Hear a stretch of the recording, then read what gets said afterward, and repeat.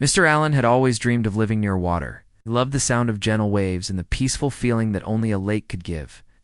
After many years of working hard in the city, he finally had enough money to buy a house in a quiet place.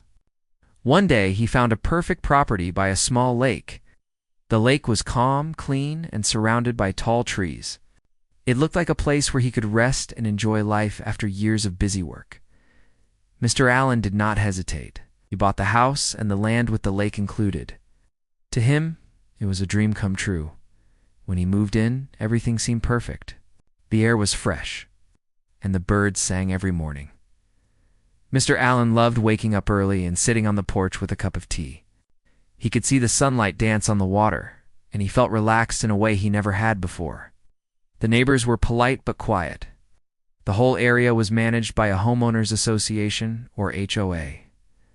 This group made rules for the people who lived in the neighborhood. HOA took care of the roads, parks, and water supply for the community. Mr. Allen did not pay much attention to the HOA at first. He thought of them as just the people who kept things neat and safe. He followed the rules they set, like cutting the grass and keeping the yard clean. He liked the order and the peaceful life. But he never thought much about the water or the lake beyond enjoying its beauty. What Mr. Allen did not know was that the lake on his property was very important to the whole neighborhood. The HOA's water supply came from that very lake. House in the community got water that started from the lake Mr. Allen owned. The lake fed a system of pipes and pumps that sent water to everyone. But this was not common knowledge. The HOA never told Mr. Allen, and he never asked. The reason the HOA used the lake was simple. Water was hard to find in that area. The region had been dry for many months, and the local wells and rivers were low. Many neighborhoods struggled with water shortages, but this community had been lucky because the lake kept enough water to share. The HOA had built a system to take water from the lake and supply the houses. They thought of it as the community's lake, even though it was on private property. One sunny afternoon, Mr. Allen was working in his garden when he saw a group of workers arriving near the edge of his lake. They wore uniforms with the HOA logo. Curious, he walked closer to see what they were doing. Workers had tools and equipment. They started digging near the water pipe that ran from the lake to Mr. Allen's house. Before he could ask, one of the workers looked up and said, "We are here to cut off your water line, sir." The HOA decided to stop the supply for maintenance reasons. Mr. Allen was shocked. "Why are you cutting my water? I live here. I need water for my home," he said. The worker replied that the HOA had authority over the water system and that Mr. Allen did not have permission to use it as he was connected illegally. Mr. Allen felt confused and angry. He had lived in the house for months without any problem. No one told him about illegal use or permission needed. The water was essential for cooking, cleaning, and daily life. Without water, life would become very difficult. He tried to talk to the workers, but they said they only followed orders and left soon after. That evening, Mr. Allen sat in his dark house, feeling helpless. The taps did not work, and there was no water for drinking or washing. He called the HOA office the next day to explain the problem. The person on the phone said the HOA had cut the water line because Mr. Allen had violated the community rules. They said the water pipes were part of the HOA system and no private use was allowed without approval. Mr. Allen asked for more details but got no clear answers. The HOA said he needed to apply for permission and pay fees to reconnect. But Mr. Allen was puzzled. He owned the property and the lake. How could the HOA say the water was not his? He felt like something was wrong, but he did not know where to start. Days passed, and the water problem grew worse. Mr. Allen borrowed water from neighbors to survive, but the situation was not fair or sustainable. He tried to visit the HOA office in person, but the staff was busy and not helpful. The community was also talking about water shortages and restrictions. Some neighbors were upset with the HOA for cutting off water to one of their own. Meanwhile, Mr. Allen decided to learn more about the property he owned. He went to the local government office to check the land records and documents. There he found the official papers that showed he owned the lake and the land around it. The lake was clearly marked as part of his property, including the water rights. The documents said he had full control over the water source. This discovery surprised Mr. Allen. He realized the HOA had cut off his water, even though he owned the lake that supplied their entire community. The HOA had not told him about this, and they assumed they had control over the water system without knowing who actually owned the source. Mr. Allen felt a mix of emotions: shock, anger, and confusion. He knew this was bigger than a simple water cut-off. He began to talk with a lawyer to understand his rights. The lawyer explained that water rights could be complicated. But since Mr. Allen owned the lake, he had the legal authority over the water coming from it. The HOA could not take water from his property without his permission. The situation was unusual because the HOA had built their system without fully checking ownership, as Mr. Allen learned more. He also noticed the community's water problems getting worse. The HOA was struggling to keep enough water for everyone, and some neighbors had to limit their water use. Mr. Allen felt that even though he had rights, this was a chance to help the community but also to stand for what was legally his. At the same time, some neighbors started to support Mr. Allen. They were unhappy with the HOA's handling of the water supply and wanted a fair solution. Others were unsure and worried about losing water access. The community was divided, and tension was growing. Through this, Mr. Allen kept thinking about the lake. It was not just a piece of land or a beautiful spot. It was the heart of the neighborhoods. Water. He realized he needed to act carefully, with respect for the community, but also protecting his rights. The peaceful life by the lake was changing, and Mr. Allen was in the middle of something much bigger than he had expected. The story of Mr. Allen and his lake was just beginning. What started as a quiet dream of living near water turned into a challenge that tested his patience, courage, and sense of fairness. The next steps would bring surprises, conflicts, and lessons about ownership, community, and respect for nature's gifts. After Mr. Allen discovered the water line to his house was cut, life became much harder. Without water, daily tasks like cooking, washing dishes, and even bathing became difficult. He tried to get by with bottled water and by asking neighbors if he could borrow some, but this was not a good or lasting solution. He felt frustrated and worried about what would happen next. He wondered why the HOA had taken such a harsh step without warning him or explaining clearly. Mr. Allen called the HOA office many times. Each time he spoke with different people, but no one gave him a clear answer. Some said the water line was illegal and must be cut. Others said the HOA had rules about water usage that he did not follow. Mr. Allen insisted that he owned the property, including the lake, and that the water was his by right. But the HOA staff seemed confused or unwilling to discuss the real problem. The HOA claimed that the water system belonged to them, that the pipes and pumps were their property, and that Mr. Allen had no right to use water without their approval. They said the lake was separate, and that the water was managed by the community for everyone's benefit. This did not make sense to Mr. Allen. He knew from the official records that the lake was part of his land. How could the HOA say they controlled the water if it came from his property? Feeling helpless, Mr. Allen decided to talk to a lawyer who specialized in property and water rights. The lawyer explained that water rights can be complex. Sometimes even if someone owns land with a water source, other people can have rights to use the water. But in Mr. Allen's case, since the lake was fully inside his property and he owned the land, he had strong rights to control the water. The lawyer also said that the HOA had likely made a mistake by cutting off Mr. Allen's water without proper notice or legal process. If Mr. Allen wanted, he could challenge the HOA's action in court. But the lawyer warned him that going to court would be expensive and take time. It might also cause conflict with neighbors in the community. Mr. Allen thought about this carefully. He did not want to fight with the HOA or his neighbors, but he also could not live without water. He wanted a solution that was fair to everyone. He hoped the HOA would understand and work with him. But deep down, he knew this might not be easy. At the same time, news about the water cut spread quickly in the neighborhood. Some neighbors were upset that Mr. Allen's water was cut off. They felt the HOA was too harsh and did not handle the situation well.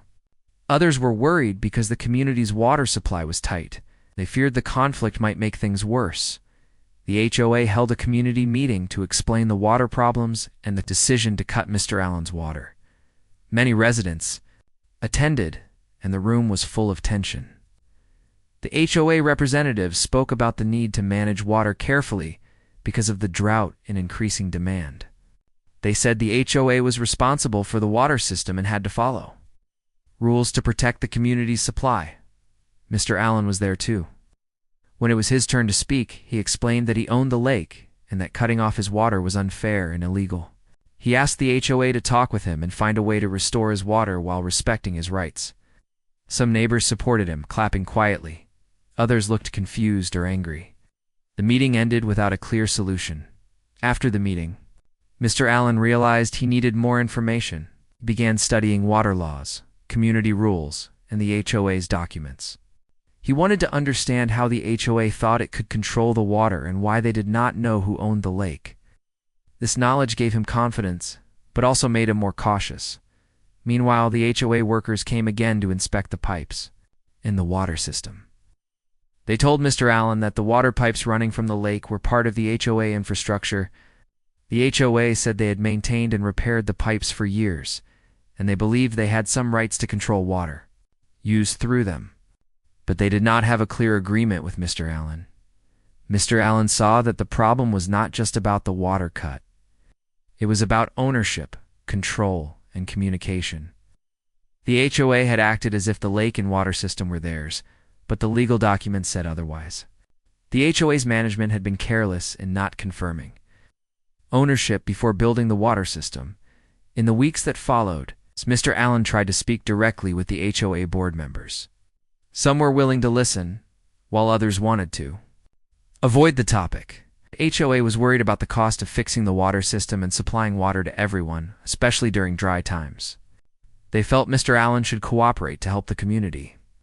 At the same time, Mr. Allen's neighbors were split. Some saw him as a hero standing up for his rights and the truth. Others thought he was selfish, refusing to share the water that everyone needed. This division made the neighborhood uneasy. Old friendships were tested and quiet conversations turned into debates. Mr. Allen felt lonely but stayed calm. He understood the importance of water and wanted to find a way to help his neighbors without losing his rights. He believed that talking and working together was better than fighting.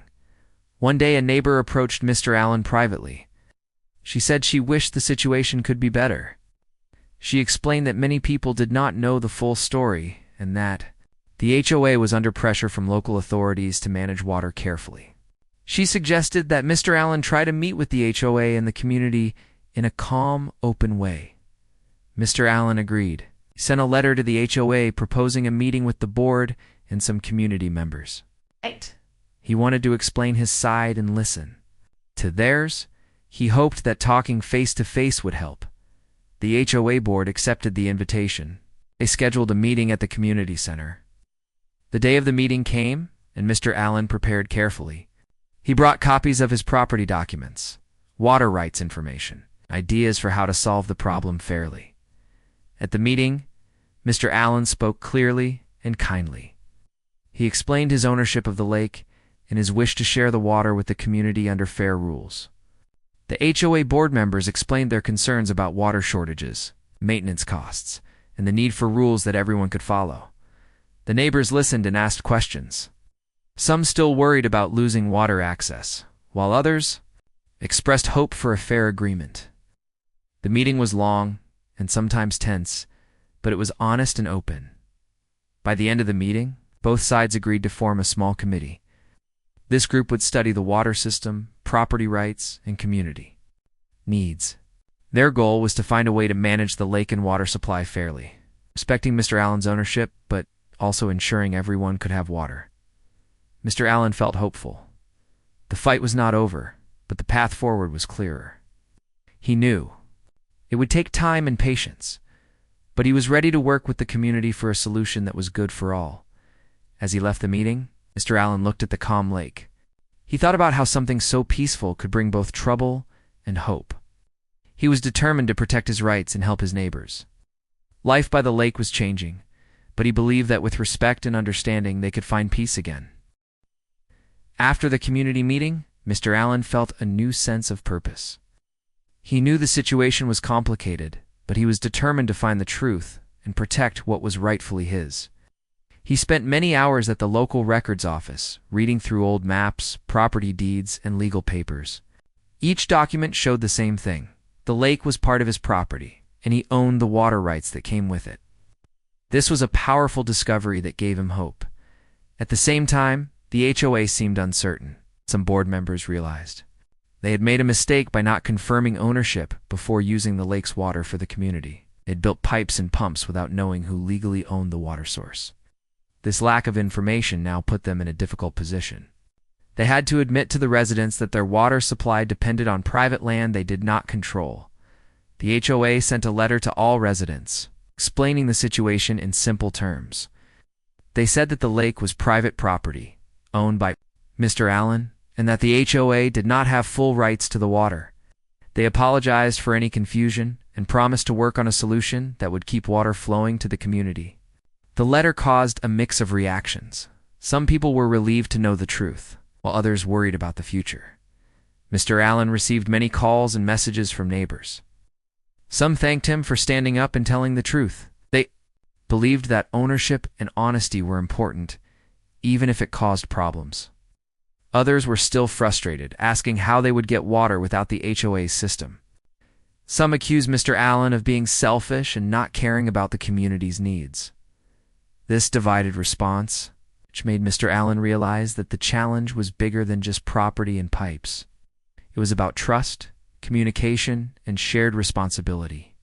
He wanted to build trust with his neighbors, so he started visiting some of them personally. He listened to their concerns and explained his desire to help. Many neighbors appreciated his honesty and calm attitude to move forward. Mr. Allen and the HOA agreed to create a committee made up of residents, lawyers, and water experts. This group's job was to study the problem and propose fair rules.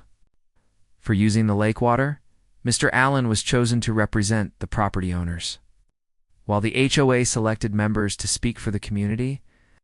Together, they began meeting regularly. The committee discovered many things. They learned that the HOA's water system had pipes running through Mr. Allen's land without any formal agreement. The system had been built years ago when the property was owned by someone else, and no one had updated the legal paperwork after Mr. Allen bought the land. This meant the HOA was using the water without proper permission, which was a serious legal issue.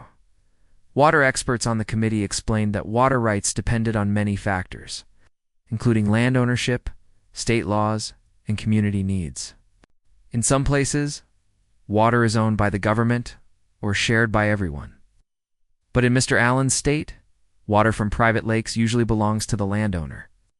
This gave Mr. Allen a strong legal position, but it also meant the community had to find a new way to get water. The committee discussed many possible solutions.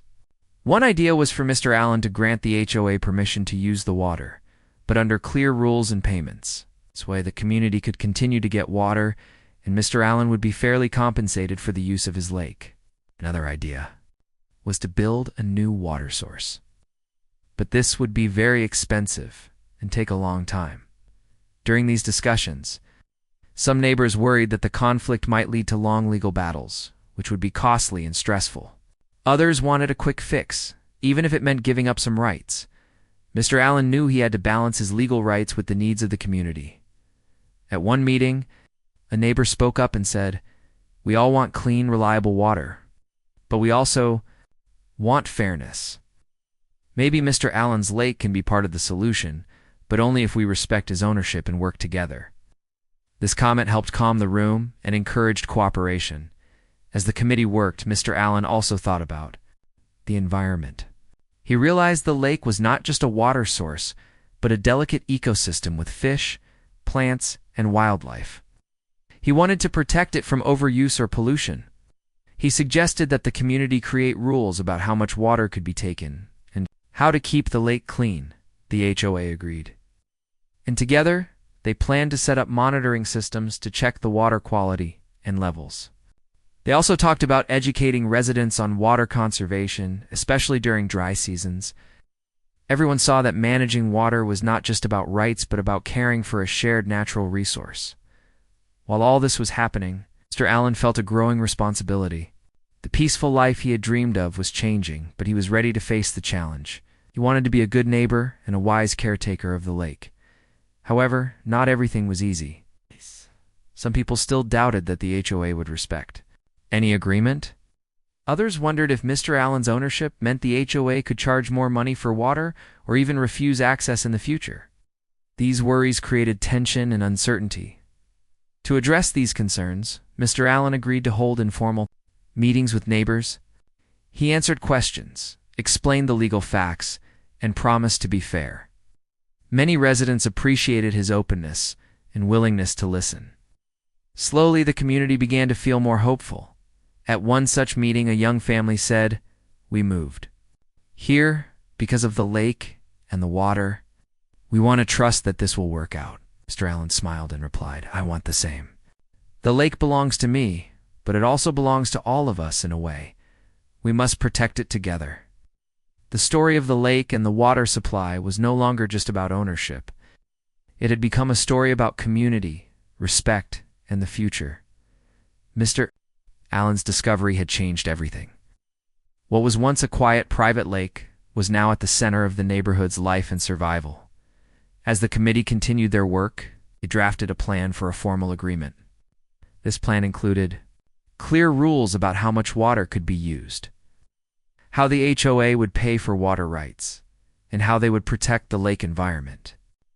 The agreement also said the HOA had to repair and maintain the water pipes. With Mr. Allen's permission, before the agreement could be signed, it needed approval from both Mr. Allen and the community. The HOA planned to hold a vote at the next annual meeting. The whole neighborhood was buzzing with talk about the future of their water. Mr. Allen felt nervous but hopeful. He knew the agreement was not perfect, but it was a start. It respected his rights and offered a way for the community to have water. More importantly, it opened the door for cooperation and trust. Looking out at the lake one evening, Mr. Allen thought about how much had changed. A quiet dream of living by the water had turned into a test of courage, patience, and fairness. The lake was more than just a body of water. It was a symbol of life, connection, and hope. As the days passed, the tension between Mr. Allen and the HOA slowly started to ease. But new challenges emerged.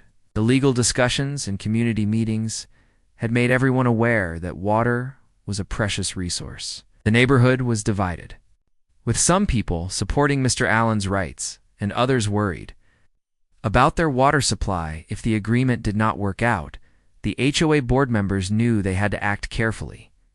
They wanted to avoid a long and costly court battle that could damage the community's peace and financial stability. The board decided to propose a formal negotiation with Mr. Allen to settle the issue. They invited him to discuss terms that could benefit both sides. Mr. Allen welcomed the invitation. He was ready to talk and find a solution that respected his ownership while helping the community. At the negotiation table, both parties had their lawyers and advisors present. Atmosphere was serious but respectful. They knew the stakes were high and that the community depended on them to find a fair solution. The discussions focused on several important points. First, they talked about water rights. Mr. Allen's team emphasized that he had legal ownership of the lake and water. The HOA representatives agreed, but asked for permission to continue using the water to supply the neighborhood, explaining their responsibilities. Second, they discussed maintenance and repairs.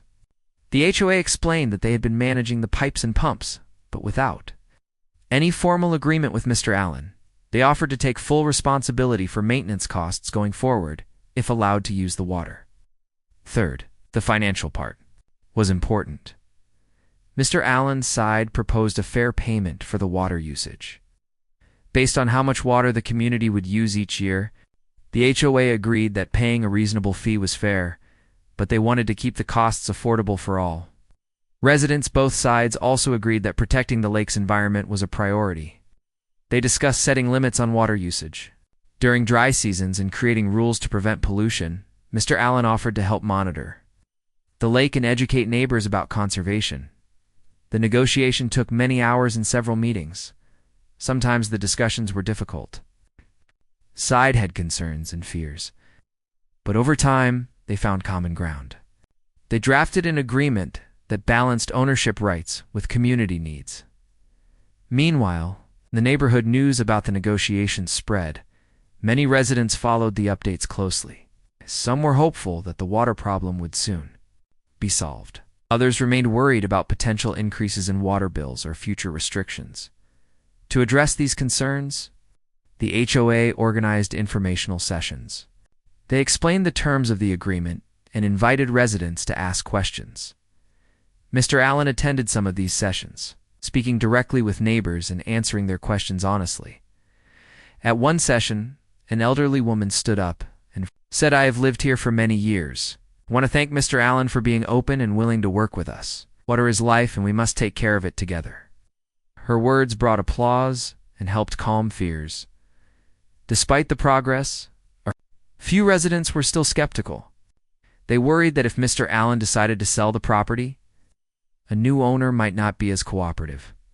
Mr. Allen understood these worries and promised to include clauses in the agreement that would protect the community's water rights, even if the property changed hands. The final draft of the agreement included these important points. Mr. Allen would grant the HOA permission to use water from the lake under certain conditions. The HOA would pay an annual fee based on water usage, maintain the water system responsibly, and follow rules to protect the lake's environment. The agreement would be legally binding and include protections for future owners. Before signing, the HOA called a special meeting with all residents to vote on the agreement. The turnout was high. People came with questions, hopes, and concerns.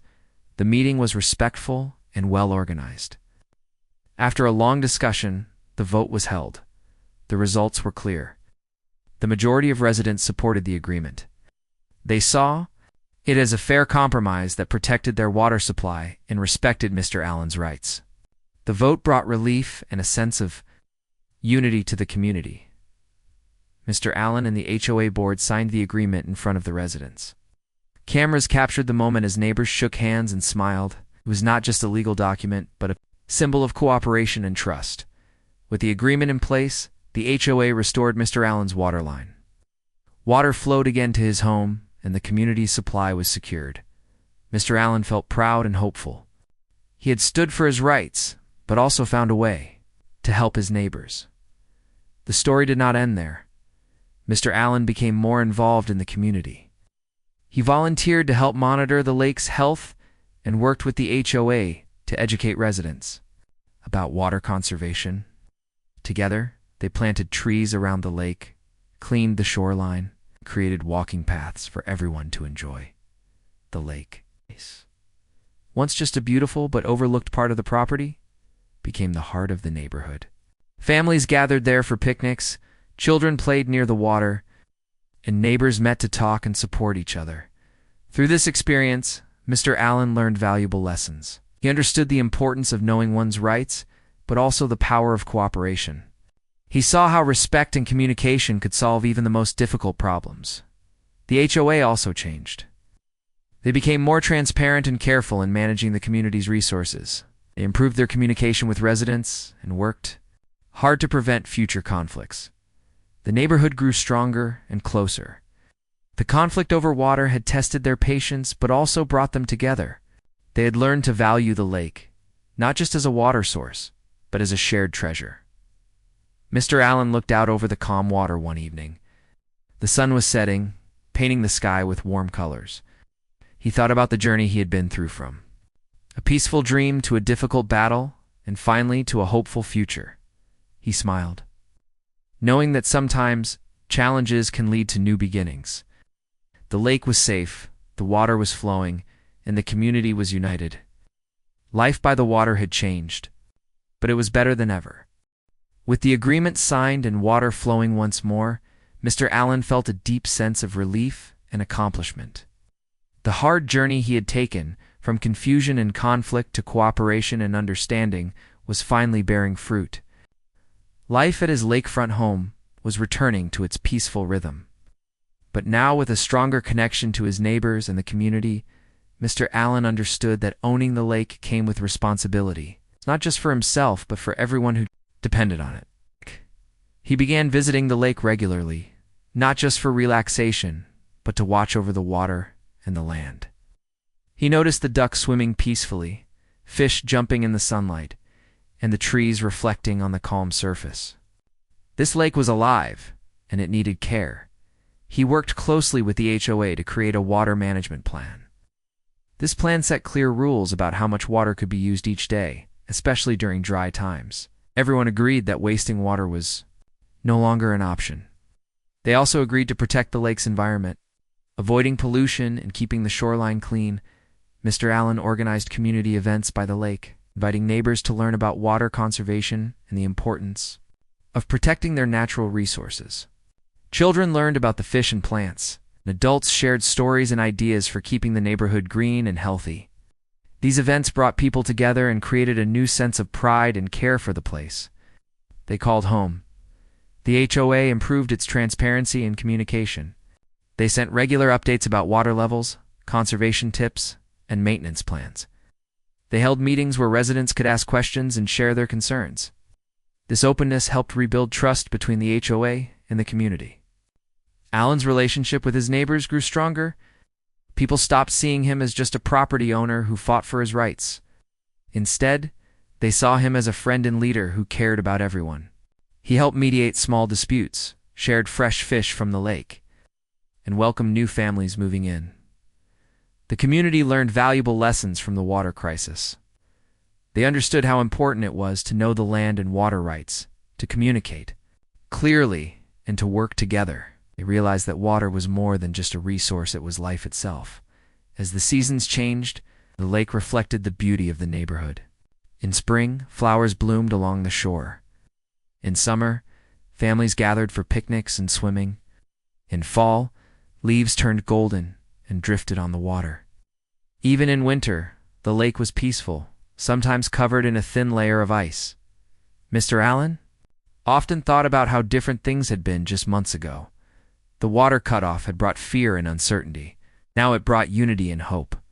The community had grown stronger because they faced the challenge together.